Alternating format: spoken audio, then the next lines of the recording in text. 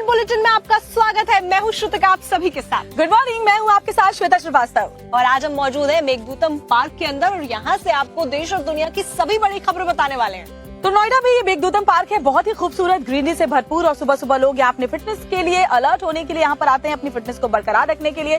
और हम भी यहाँ पर आप पहुंचे आपको तमाम खबरों से अपडेट करने के लिए। तो शुरू करते हैं फिट इंडिया का super hit bulletin.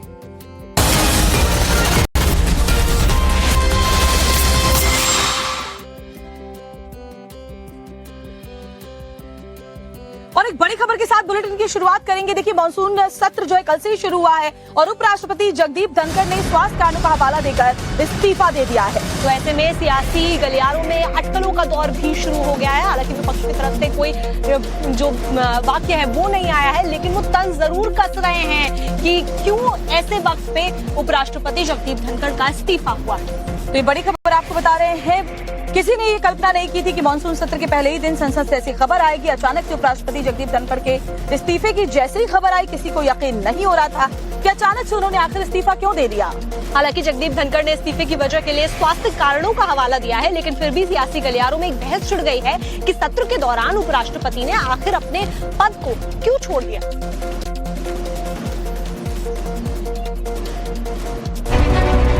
Jagdeep Dhankhar ने उपराष्ट्रपति पद से इस्तीफा दे दिया है।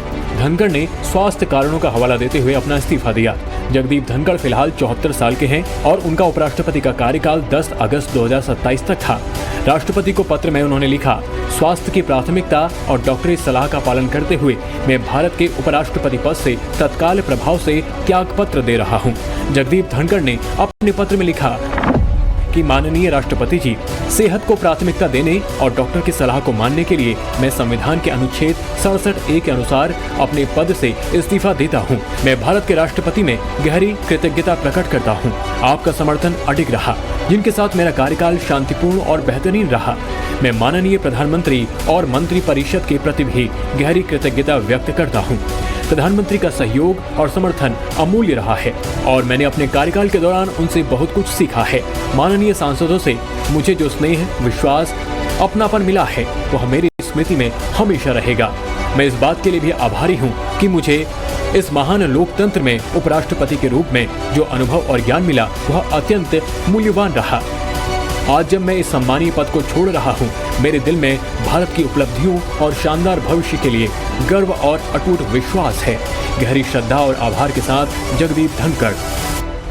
जगदीप धनखड़ ने साल 2022 में देश के 14वें उपराष्ट्रपति के रूप में शपथ ली थी और उपराष्ट्रपति के चुनाव में धनखड़ ने विपक्ष के उम्मीदवार मार्गरेटा अलवा को हराया था। इस समय संसद का मानसून सत्र चल रहा है। सत्र के बीच में पद से इस्तीफा देने वाले धनखड़ पहले उपराष्ट्रपति हैं। धनखड़ का इस्तीफा उस समय में आया जब मानसून सत्र का एक ही दिन बीता था। तो ऐसे में किसी के भी गले से बात नहीं उतर रही है, क्योंकि उन्होंने स्वास्थ्य कारणों का हवाला दिया है, लेकिन इस टाइमिंग पर ही क्यों ऐसे कारण दिए गए हैं, ये बात किसी को भी हजम नहीं हो रही। और विपक्ष इसको लेकर हमलावर है, खुलकर तो नहीं बोल रहे, लेकिन तंज जरूर कस रहे हैं कि आखिर ऐसी क्या वजह हो गई कि अचानक से उपराष्ट्रपति को इस्तीफा देना पड़ा। यानी इस पर सियासत भी जमकर तेज हो गई है। रिपोर्ट में देखिए पूरी खबर। मानसून सत्र के पहले दिन जहां संसद में दिन भर अलग अलग मुद्दों पर गहमागहमी रही, तो वहीं शाम होते होते एक ऐसी खबर आती है जिसकी राजनीतिक गलियारों में फिलहाल कोई उम्मीद नहीं कर रहा था। उपराष्ट्रपति जगदीप धनखड़ ने स्वास्थ्य कारणों का हवाला देते हुए अपने पद से इस्तीफा दे दिया।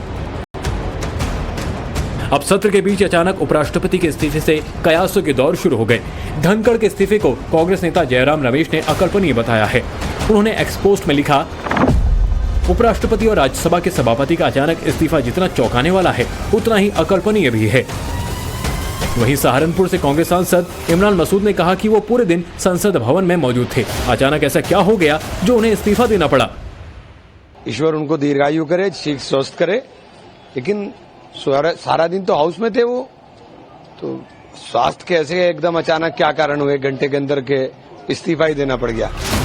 राज्यसभा सांसद कपिल सिब्बल ने कहा कि यह खबर उन्हें दुखी करने वाली है, क्योंकि उनका और धनखड़ का व्यक्तिगत संबंध बेहद घनिष्ठ और पुराना है। मैं तो व्यक्तिगत रूप से मैं खुश नहीं हूं कि मैं जब पार्लियामेंट जाऊंगा तो उनको नहीं देखूंगा, क्योंकि मेरे उनके साथ संबंध बड़े वर्षों से हैं और बड़े अच्छे संबंध रहे, पारिवारिक संबंध रहे। जगदीप धनखड़ ने अचानक उपराष्ट्रपति पद से इस्तीफा क्यों दिया, अब इसको लेकर कयासों का बाजार गर्म है। विपक्ष भी इसको लेकर केंद्र पर तंज कस रहा है। ऐसे में सवाल यही है कि क्या वाकई धनखड़ के इस्तीफे की वजह स्वास्थ्य कारण ही है या कोई और। संसद का मानसून सत्र बहुत ही हंगामेदार रहने वाला है, क्योंकि विपक्ष ऑपरेशन सिंदूर को लेकर सरकार से सवाल पूछेगा। और कुल मिलाकर अगर लोकसभा और राज्यसभा की बात करें तो 25 घंटे तक इस पर चर्चा होनी है। तो ऐसे में लोकसभा में 16 घंटे चर्चा होनी है, वहीं राज्यसभा के अंदर 9 घंटे चर्चा होनी है। इस बात पर सहमति बन गई है कि ऑपरेशन सिंदूर पर अब संसद में चर्चा होगी और विपक्ष इसको लेकर हमलावर है। विपक्ष की रणनीति भी तैयार है कि आखिर जो हमलावर थे वो अभी तक पकड़े क्यों नहीं गए, वो आतंकी कहां छिपे हुए हैं। ये सवाल विपक्ष सरकार से पूछने वाला है, लेकिन संसद में अगले हफ्ते ऑपरेशन सिंदूर पर ये चर्चा होगी। मॉनसून सत्र के पहले दिन विपक्ष के भारी हंगामे के बाद में कार्रवाई स्थगित हो गई थी। ऐसे में आज भी यही उम्मीद की जा रही है कि विपक्ष और सरकार के बीच नोकझोंक होने वाली है, यानी हंगामे के आसार संसद के अंदर बनते हुए नजर आ रहे हैं। हालांकि सर्वदलीय बैठक में इस बात को सुनिश्चित करने की कोशिश की गई सरकार की तरफ से कि सुचारू रूप से सदन की कार्यवाही चले, क्योंकि ये बहुत जरूरी है। लेकिन कल जिस तरह से हंगामा हुआ उससे आगे भी सत्र के बाकी दिन हंगामेदार रहने के आसार है। एक रिपोर्ट देखिए। मॉनसून सत्र के पहले दिन संसद में जमकर हंगामा हुआ। विपक्ष के हंगामे के चलते संसद की कार्यवाही को 4 बार स्थगित करना पड़ा। विपक्ष की मांग थी कि ऑपरेशन सिंदूर पर प्रधानमंत्री विपक्ष के सवालों का जवाब दें। वैसे आज भी संसद में हंगामे के पूरे आसार हैं। हालांकि विपक्ष और सरकार के बीच ऑपरेशन सिंदूर पर चर्चा की सहमति बन गई है। संसद में अगले हफ्ते ऑपरेशन सिंदूर पर चर्चा होगी। लोकसभा में ऑपरेशन सिंदूर पर 16 घंटे चर्चा होगी, जबकि राज्यसभा में इस पर 9 घंटे तक चर्चा की जाएगी। इसके अलावा लोकसभा में इनकम टैक्स बिल 2025 पर 12 घंटे चर्चा होगी। इंडियन पोस्ट बिल पर लोकसभा में 3 घंटे चर्चा होगी, तो वहीं नेशनल स्पोर्ट्स बिल पर 8 घंटे चर्चा होगी। मणिपुर बजट पर 2 घंटे चर्चा होगी। जस्टिस वर्मा के खिलाफ महाभियोग प्रस्ताव की चिट्ठी लोकसभा स्पीकर को सौंप दी गई। लोकसभा में 145 और राज्यसभा में 63 सांसदों ने वर्मा के खिलाफ महाभियोग प्रस्ताव का हस्ताक्षर किया है। संसद में हंगामे के दौरान विपक्ष का आरोप है कि उनकी आवाज को दबाया जाता है। खुद नेता प्रतिपक्ष का कहना है कि उन्हें बोलने का समय नहीं दिया जाता। मानसून सत्र के पहले दिन विपक्ष और सत्ता पक्ष के बीच जमकर तनातनी देखने को मिली। मैं लीडर ऑफ अपोजिशन हूँ, मेरा हक है, तो मुझे तो कभी बोलना ही नहीं देते हैं। पूरे बास्केट में बहुत सारे मुद्दे हैं, लेकिन एक तरफ सरकार की हठधर्मिता है, दूसरे तरफ विपक्ष की प्रतिबद्धता है। बहुत महत्वपूर्ण विषय है। पहलगांव से सरकार को छिपना नहीं चाहिए। सभी विपक्ष के लोग चाहते हैं बहस हो, और जिस तरीके से विदेश नीति, पहलगांव और जो जितना घटनाक्रम में सभी सांसद अपनी बात रखना चाहते। विपक्ष के तीखे हमले पर बीजेपी सांसदों ने भी पलटवार किया है। सत्ता पक्ष का कहना है कि विपक्ष केवल जानबूझकर माहौल बना रहा है, वो सत्र नहीं चलने देना चाह रहा है। किसी महत्वपूर्ण सवाल पे बाहर तो बहुत सवाल उठाते हैं, लेकिन सदन के अंदर जब वो सवाल पे चर्चा होती तब वो नहीं बोलते हैं। तो ये तो देश देख रहा है कि विपक्ष केवल आज हंगामा करना चाहता है। मुझे लगता है ऐसे प्रश्न उठाने वालों को संविधान का ज्ञान होना चाहिए। ये चुनाव आयोग अपना काम कर रहा है, और बिहार में चुनाव आयोग वही कर रहा है जो संविधान कहता है। मॉनसून सत्र के हंगामेदार आगाज को देखते हुए अब ये समझ में आने लगा है कि 1 महीने तक चलने वाले सत्र में विपक्ष के तेवर भी तल्ख ही रहेंगे। सदन में सत्ता पक्ष विपक्ष के बीच तकरार का सिलसिला अभी यूं थमने वाला नहीं है। अब आपको एक ऐसी खबर बताते हैं जो कि आपके रोंगटे खड़े कर देगी। खबर आ रही है मुजफ्फरनगर से, जहां पर कांवड़ यात्रा में आतंकी साजिश करने का एक सनसनीखेज खुलासा हुआ है। तो कांवड़ की इस पवित्र यात्रा को टारगेट करने की पूरी प्लानिंग रची गई थी। कांवड़ियों को बदनाम करने, कांवड़ यात्रा को निशाना बनाने के लिए क्या क्या प्लानिंग रची गई थी वो आपको बताएंगे, और उत्तर प्रदेश पुलिस ने कैसे इसे नाकाम कर दिया, देखिए सब कुछ इस रिपोर्ट में।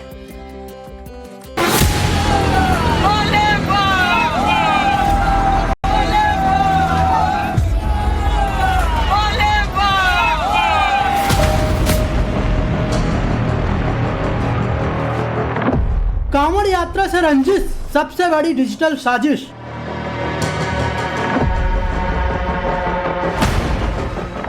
शिव भक्तों से नफरत, दंगा फैलाने की हसरत।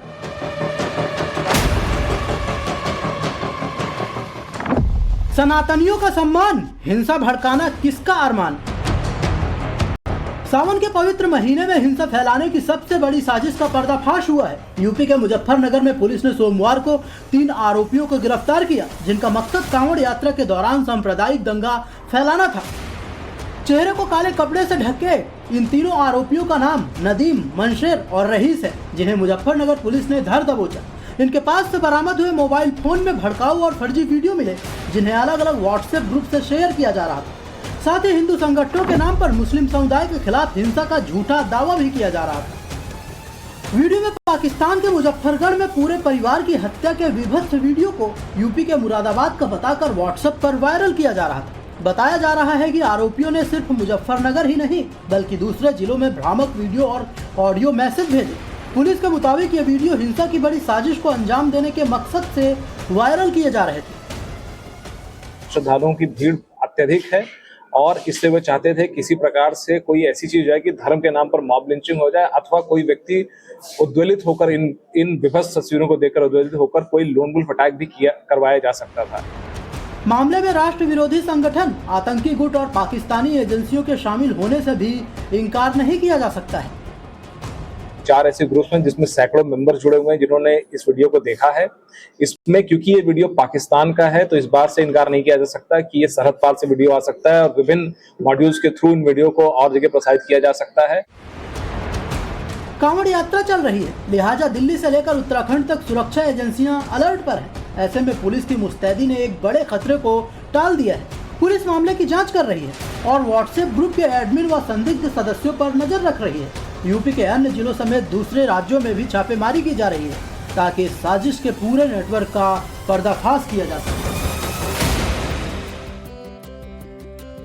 और चलिए एक और बड़ी खबर इसी से जुड़ी हुई बताते हैं। कांवड़ यात्रा से जुड़ी हुई क्यूआर कोड से जुड़ा मामला जिसमें सुप्रीम कोर्ट में आज अहम सुनवाई होने वाली है। दरअसल पहचान बताने, अपना धर्म बताने की जो बात थी उसको लेकर ये अहम सुनवाई होने वाली है सुप्रीम कोर्ट में। तो आपको बता दें कि दुकानों के ऊपर क्यूआर कोड लगवाए गए थे, जिनको अगर आप स्कैन करेंगे तो उससे दुकानदार का नाम पता चल जाता था, उसकी पहचान पता चल जाती थी। लेकिन जो याचिका दायर की गई है सुप्रीम कोर्ट के अंदर, उसमें ये कहा गया है कि सुप्रीम कोर्ट के पिछले आदेश की भावना के खिलाफ है और ऐसे में इस फैसले ये जो पूरा आदेश आया था इसको चुनौती दी गई है सुप्रीम कोर्ट में और आज इस पर सुनवाई होनी है। तो कांवड़ यात्रा नेम प्लेट का जो पूरा विवाद है उससे जुड़ी याचिकाओं पर सुप्रीम कोर्ट आज सुनवाई करने वाला है। इस नई याचिका में खाने पीने का सामान बेचने वाली दुकानों के बाहर क्यूआर कोड लगाने के निर्देश को चुनौती दी गई है कि ऐसा कोई भी नियम नहीं है कि क्यूआर कोड से ही पैसे दिए जाएं, कैश में या फिर किसी और तरीके से पैसे देने की इजाजत होनी चाहिए।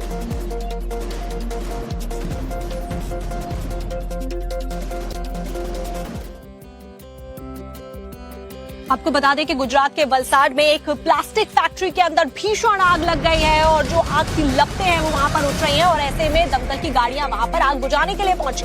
और क्योंकि आग प्लास्टिक फैक्ट्री में लगी तो काला धुआं भी हर तरफ देखने को मिल रहा है। ये बड़ी खबर आपको बता रहे हैं। हालांकि फायर ब्रिगेड की टीम को फौरन खबर की, जिसके बाद टीम वहां पर पहुंची और आग पर काबू पाया गया। हालांकि किसी के हताहत होने की कोई जानकारी सामने नहीं आई है और कड़ी मशक्कत के बाद आग पर काबू पा लिया गया है।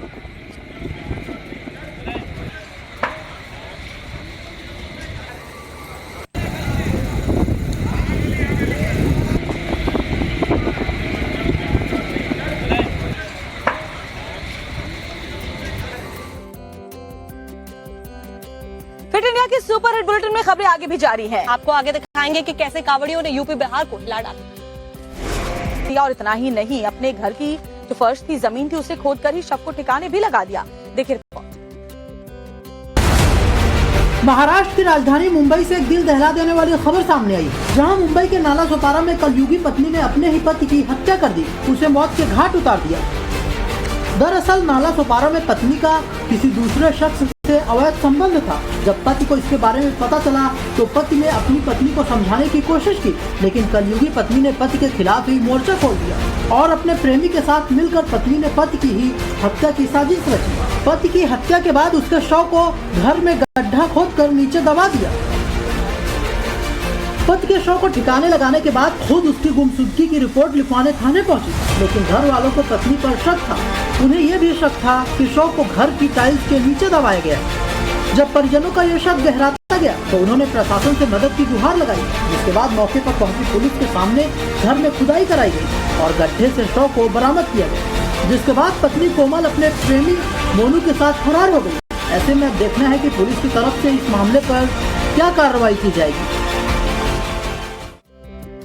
कांवड़ यात्रा चल रही है और श्रुतिका, आप तो हरिद्वार ऋषिकेश रह के भी आई हैं, आपने तो वहाँ बहुत सारे अनोखे रंग देखे हैं और हम भी रोजाना इसीलिए अलग अलग तस्वीरें कांवड़ यात्रा से जुड़ी हुई दर्शकों को दिखाते हैं। तो ऐसे में जो कांवड़ यात्रा की अब तस्वीर सामने आई है, इसमें कांवड़िये का ऐसा डांस आप देखेंगे जिसमें भक्ति मिल रही है और जो खूबसूरती इसमें नजर आ रही है कि आपको चौंका देगी। आप भी देखिए। भोले की भक्ति, हर कदम नया जोश, नई शक्ति। सावन के पवित्र महीने में कांवड़ यात्रा के अलग अलग रंग देखने को मिल रहे हैं। अब इस शिव भक्त के वीडियो को देखिए, कैसे ये कांवड़िया बीच सड़क पर अनोखे अंदाज में ठुमके लगा रहा है। ये शिव भक्त खुद तो डांस कर ही रहा है, अपने कांवड़ को भी डांस पार्टनर बना रहा है, जैसे इसे हर कदम के साथ हर हर महादेव की गूंज सुनाई दे रही हो। ये श्रद्धालु इस कदर भगवान शिव की भक्ति में डूबा है कि न चेहरे पे कोई शिकन है, न कोई थकान, तन मन में बसे हैं तो बस भगवान। इस वीडियो में किया जा रहा डांस सिर्फ मनोरंजन नहीं, बल्कि शिव भक्तों की गहरी आस्था का प्रतीक है।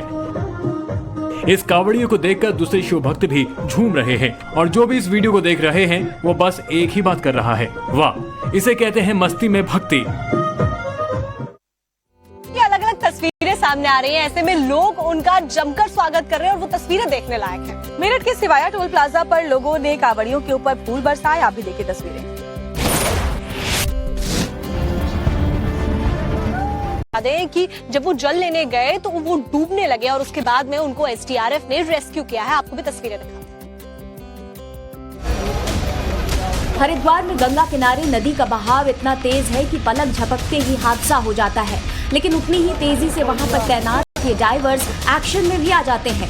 ये शख्स गंगा नदी के किनारे अचानक से तेज बहाव का शिकार होकर बीच धारा में चला जाता है, लेकिन लाइफ जैकेट पहने इन डाइवर्स ने जैसे ही देखा वो तुरंत ही गंगा नदी में कूद गए और इस डूबते शख्स को बचा लिया। अभी कुछ मिनट ही बीते थे कि गंगा जी के तेज प्रवाह में एक और बहता हुआ शख्स इस टीम को दिखाई दिया और फिर मौके पर मौजूद कुछ और गोताखोर तेज बहाव में कूद जाते हैं। तेज बहाव के बावजूद इस शख्स को भी सुरक्षित किनारे तक ले आते हैं।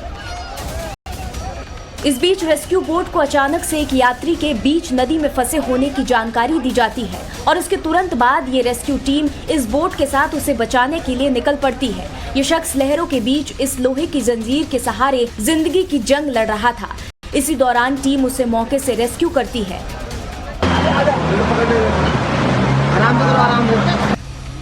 सावन की शुरुआत के बाद से ही हरिद्वार में हर गंगा घाट के किनारे इसी तरह से जान बचाने वाले ये जवान मुस्तैदी से तैनात हैं और किसी भी हादसे के वक्त महज कुछ सेकंड्स में ये लोग देवदूत बनकर आ जाते हैं। हिमाचल प्रदेश में कुदरत अपना कहर बरपा रही है। कहीं पर बादल फट रहे हैं तो कहीं पर लैंडस्लाइड की तस्वीरें सामने आ रही हैं। और मानसून की इस बारिश की वजह से कैसे हिमाचल प्रदेश में प्रकोप नजर आ रहा है कुदरत का। लैंडस्लाइड से कैसे लोगों की जिंदगी मुश्किल में पड़ गई है, पूरी खबर देखिए रिपोर्ट में। पहाड़ी इलाकों में कुदरत का आपातकाल जारी है। हिमाचल प्रदेश के कुल्लू में पहाड़ों से भारी मलबा और बड़े बड़े पत्थर सड़कों पर लगातार गिर रहे हैं, जिससे रास्ते को बंद कर दिया गया है। मशीनों से मलबा हटाने का काम जारी है, लेकिन पहाड़ों से लगातार पत्थर गिरने की वजह से काफी परेशानी का सामना करना पड़ रहा है। उधर हिमाचल प्रदेश के किन्नौर से डरा देने वाली तस्वीरें सामने आई हैं, जहां मूसलाधार बारिश के बाद टोंगचे नाले में बाढ़ जैसे हालात बन गए। पहाड़ से मलबा आने से फसलों को भारी नुकसान पहुंचा है। मलबे के साथ पत्थर भी आ रहे हैं, जो लोगों के लिए चिंता का विषय है। चंबा के भरमौर इलाके में भी लैंडस्लाइड हुई है। इसकी चपेट में एक घर आ गया। इस हादसे में 2 लोगों की मौत हो गई। हिमाचल में भारी बारिश के कारण राज्य में 3 नेशनल हाईवे समेत 466 सड़कें बंद हैं। इससे 300 से ज्यादा गाड़ियां सड़क पर अलग अलग जगहों में फंसी हैं। प्रदेश में 1100 से ज्यादा बिजली के ट्रांसफार्मर ठप हैं, जिससे कई इलाकों में बिजली का संकट है। मौसम विभाग ने अगले 72 घंटों तक भारी बारिश की चेतावनी दी है। तो इस बार मानसून जो है वो सिर्फ पहाड़ी इलाकों में ही परेशान नहीं कर रहा, मैदानी इलाकों की भी हाल ऐसी है और ऐसा समझिए कि आसमान से बारिश नहीं आफत बरस रही है। तो ऐसे में उत्तराखंड और हिमाचल प्रदेश में जहां लैंडस्लाइड हो रही है तो कहीं पर बादल फटने की तस्वीरें सामने आ रही हैं, घर बह जा रहे हैं और ये तस्वीरें डराने वाली हैं। आपको भी दिखाते हैं।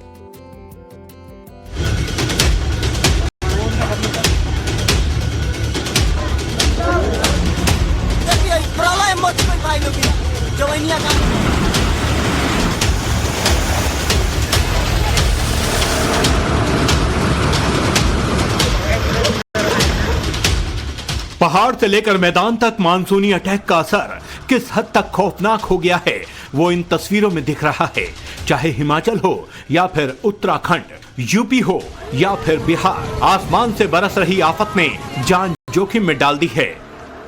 ना घर सुरक्षित बचा है और ना ही घाट, ना मंदिर बचा, ना मकबरा, दुकान, मकान, सड़क, सबका हाल एक है। कहीं पूरी जिंदगी की कमाई से बना घर पानी में समा गया तो कहीं 50 लाख की गाड़ी किसी तिनके की तरह बह गई।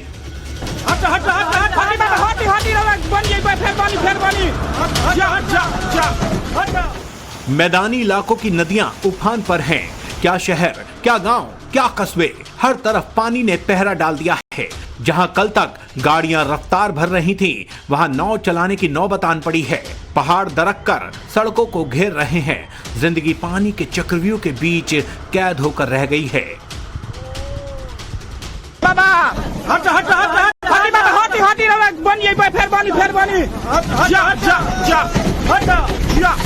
देखिए बाबा का घर गोइल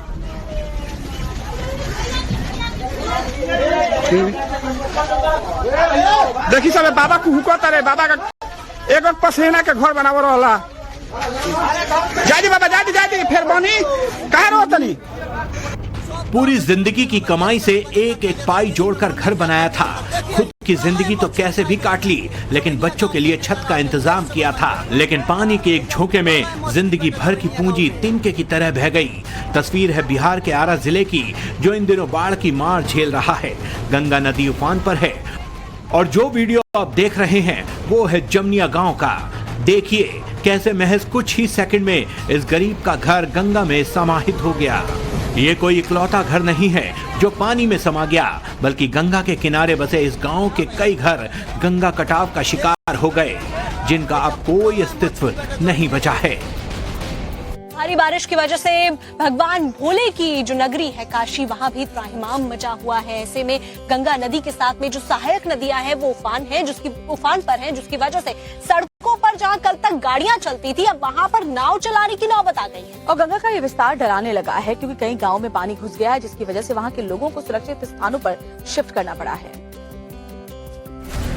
महादेव की नगरी काशी का हाल देखिए। ड्रोन कैमरे से रिकॉर्ड किए गए वीडियो में हर तरफ सन्नाटा दिख रहा है। शोर सिर्फ पानी का है। जिन घाटों पर लोगों की भीड़ होती थी, जहां लोग नाव की सवारी करके काशी की गंगा का आनंद लेते थे, वहां कोई नहीं दिख रहा। नाव किनारे खड़ी है, ना कोई सवारी है, ना कोई खेवैया है। मंदिर, मकान सब कई फीट तक पानी में डूब चुके हैं। गंगा के साथ वरुणा नदी भी रौद्र रूप दिखा रही है।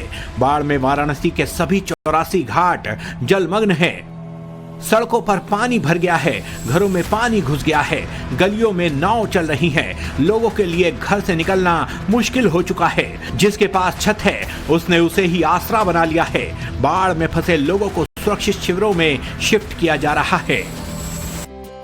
अब आपको पाकिस्तान की इस्लामाबाद से तस्वीर दिखाते हैं, बहुत ही डराने वाली, क्योंकि मानसून की आफत की मार वहाँ भी पड़ रही है। ऐसे में वहाँ ऐसा सैलाब आया कि सड़क ही बह गई है। आपको तस्वीरें दिखाते हैं, 10 लाख पहुंच गई। आपको भी रिपोर्ट।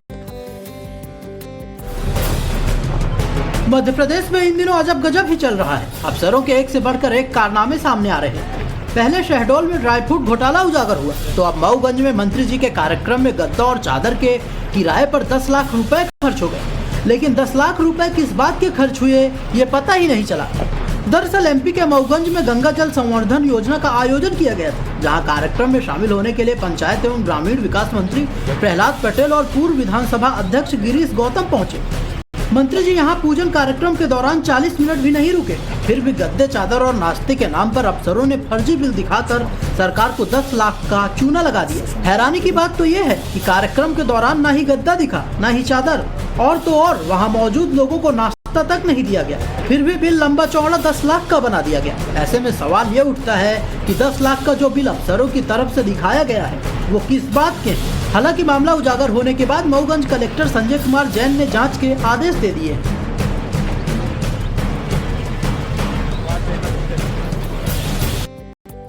अब आपको खबरें दिखाते हैं एंटरटेनमेंट जगत की सिर्फ 2 मिनट में। हर वक्त लोगों की मदद में जुटे रहने वाले